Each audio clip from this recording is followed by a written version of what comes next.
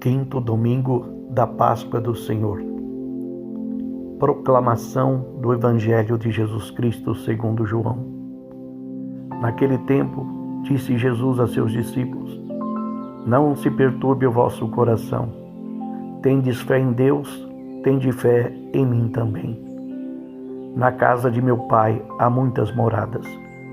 Se assim não fosse, eu vos teria dito: Vou preparar um lugar para vós, e quando eu tiver ido preparar-vos um lugar, voltarei e vos levarei comigo, a fim de que, onde eu estiver, estejais também vós. E para onde eu vou, vós conheceis o caminho. Tomé disse a Jesus: Senhor, nós não sabemos para onde vais. Como podemos conhecer o caminho? Jesus respondeu: Eu sou o caminho, a verdade e a vida. Ninguém vai ao Pai senão por mim. Se vós me conhecesseis, conheceríeis também o meu Pai. E desde agora o conheceis e os vistes. Disse Filipe: Senhor, mostra-nos o Pai, isso nos basta. Jesus respondeu: Há tanto tempo estou convosco e não me conheces, Filipe. Quem me viu, viu o Pai. Como é que tu dizes: mostra-nos o Pai? Não acreditas que eu estou no Pai e o Pai está em mim? As palavras que eu vos digo, não as digo por mim mesmo, mas é o Pai que, permanecendo em mim, realiza as suas obras. Acreditai-me, eu estou no Pai e o Pai está em mim. Acreditai ao menos por causa dessas mesmas obras.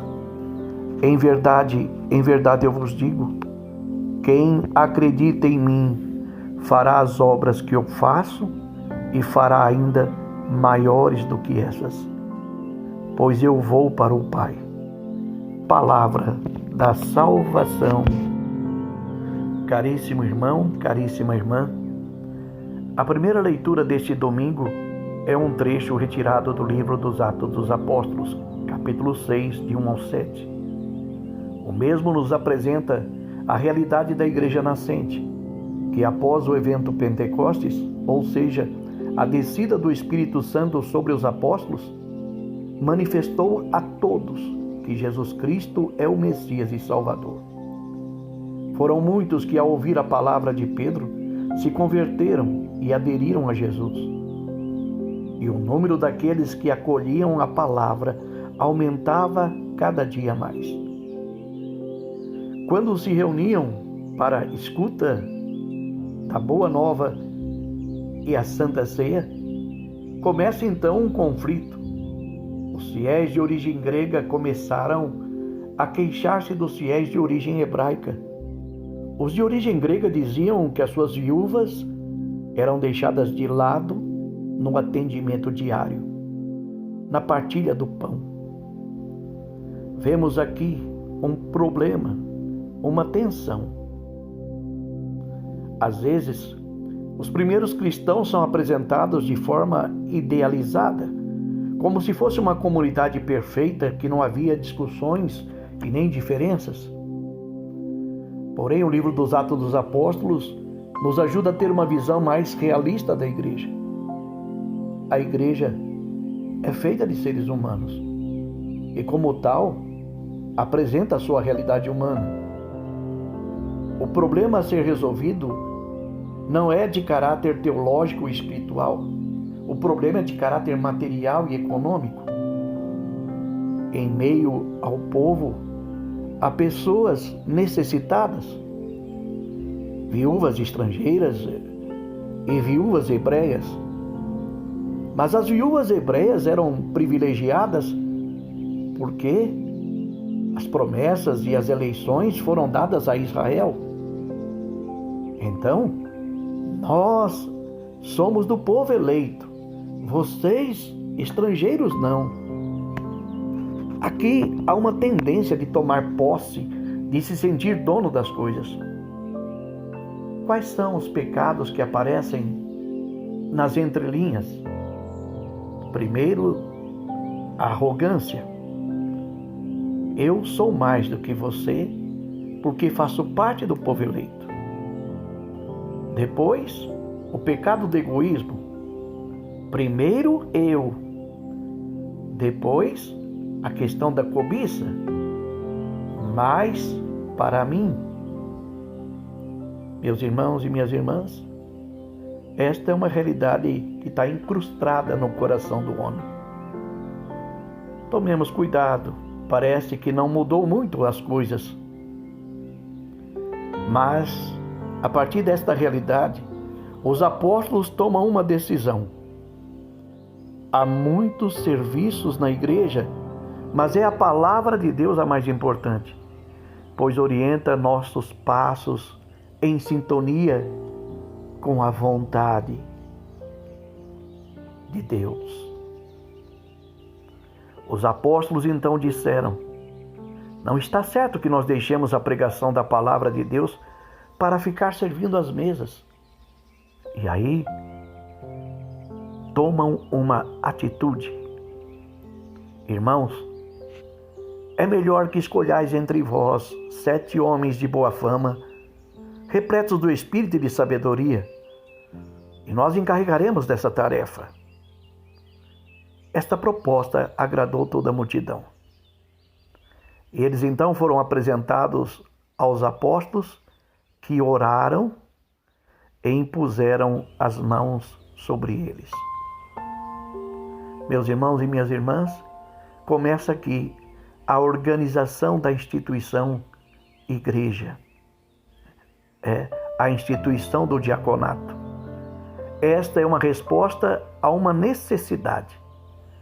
Não uma necessidade só de distribuir pão e vinho, mas a necessidade de curar as feridas interiores, feridas da arrogância, achar que eu sou mais que o outro, ferida do egoísmo, primeiro eu, feridas da cobiça, mais para mim.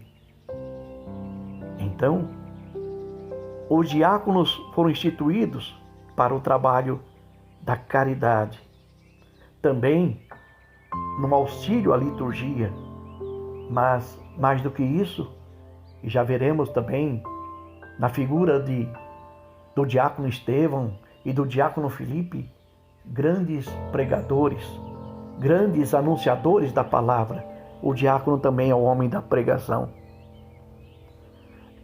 E é esta instituição que vem para sanar os problemas de arrogância, de egoísmo e de cobiça. Males que, como diz, brota do coração do homem. A segunda leitura de hoje é um trecho retirado da primeira carta de São Pedro, capítulo 2, do 4 ao 9. Nos diz que para não sermos confundidos, é preciso aproximar-se de Cristo. Aproximar-se de Cristo é tornar-se íntimo dele. E coloca-se Cristo como pedra viva, pedra angular. É nele que todos nós somos edificados. Também diz que a nossa vida seja um sacrifício agradável a Deus. Ou seja, viver os nossos dias buscando a santidade. Santidade que teremos quando deixarmos a nossa vida ser moldada pelo Espírito Santo. O Evangelho, o qual nós perpassamos durante esta semana, hoje gostaria mais de enfatizar a questão desse discurso de despedida de Jesus. Porque o Evangelho de hoje Jesus encerra dizendo: pois eu vou para o Pai. Mas antes de ir, deixe um recado. Em verdade eu vos digo, quem acredita em mim fará as obras que eu faço e fará ainda maiores do que essas. Quais são as obras que Jesus realizou? Primeiro, o contexto da leitura é o lava-pés. Então, a reflexão é humildade. Humildade o oposto da arrogância. Eu sou mais. Não. Jesus diz: se o outro é imagem e semelhança de Deus, nós não somos mais que o outro. Jesus nos ensina aqui a humildade. Também,